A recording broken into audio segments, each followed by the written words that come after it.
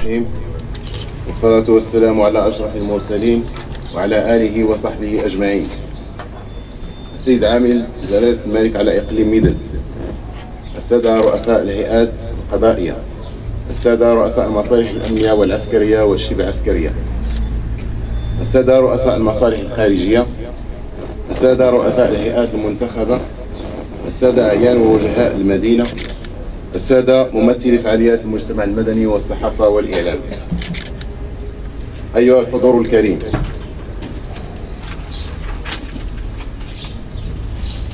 يسعدني في بداية هذه الكلمة أصالة عن نفسي ونيابة عن أطر وموظفي هذه المنطقة الإقليمية للأمن أن أشكركم على تلبية الدعوة لحضور هذا الحفل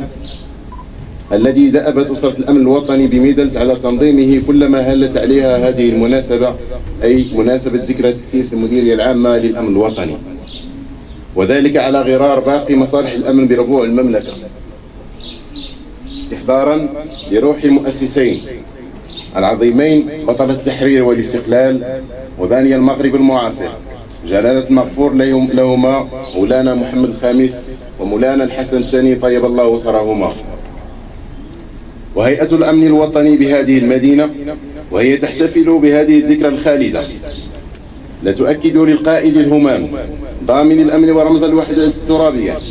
وصانع استقرارها حرصها المستمر واستعدادها الدائم للسهر على أمن البلاد وضمان حرية الأفراد والجماعات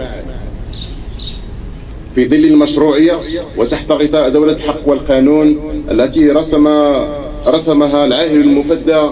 صاحب الجلالة الملك محمد السادس نصره الله وأيده.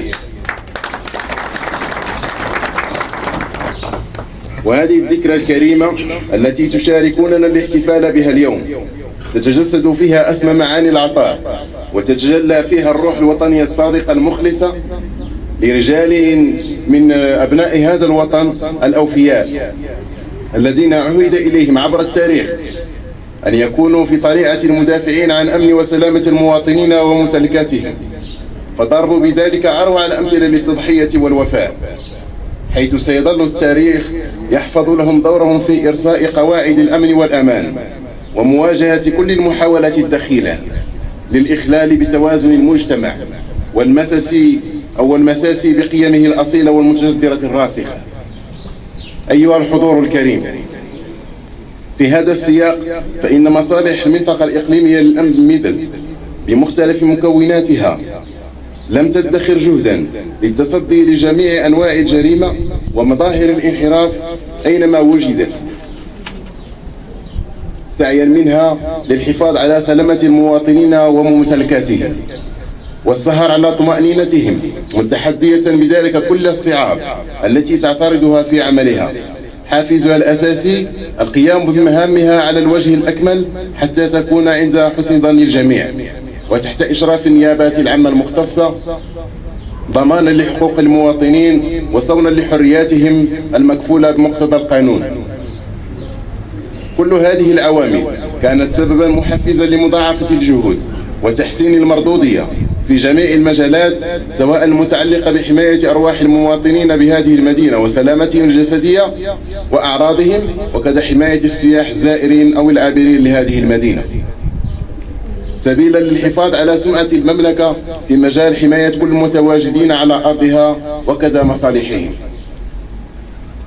وتحصين البلاد من التطرف والأفكار الظلامية الهدامة، دون إغفال ما يتم بذله من جهود جليلة في مجال السير الطرقي على صعيد هذه المدينة التي عرفت ولا تزال تعرف تطورا عمرانيا وتحولا ملموسا في جميع المجالات. وفي إطار استراتيجية المديرية العامة للأمن الوطني لمحاربة الجريمة بكافة أشكالها بما في ذلك المتجددة والناشئة والمتغيرة، وترسيخا لسياسة القرب من المواطنين والانكباب على معالجة انشغالاتهم الأمنية في أوانها، فقد تفضل السيد المدير العام للأمن الوطني ومراقبة التراب الوطني منذ حوالي سنتين في الموافقة على إحداث فرقة متنقلة للدراجين بهذه المدينة همها الأسمى الاستجابة الفورية لنداءات المواطنين والمواطنات وضمان أمنهم وسلامتهم، إضافة إلى تأمين السياح والأجانب المقيمين والوافدين على هذه المدينة. وقد مكن إحداث هذه الفرقة من المساهمة الفعالة في استتباب الأمن بهذه المدينة، وذلك لما لها من مزايا في تقليص زمن التدخل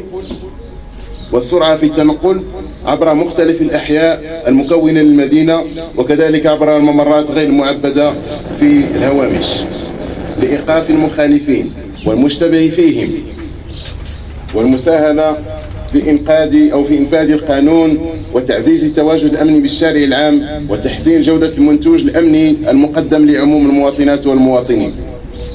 وفي إطار انفتاح مصالح المديرية العامة للأمن الوطني على محيطها المؤسساتي والجمعوي،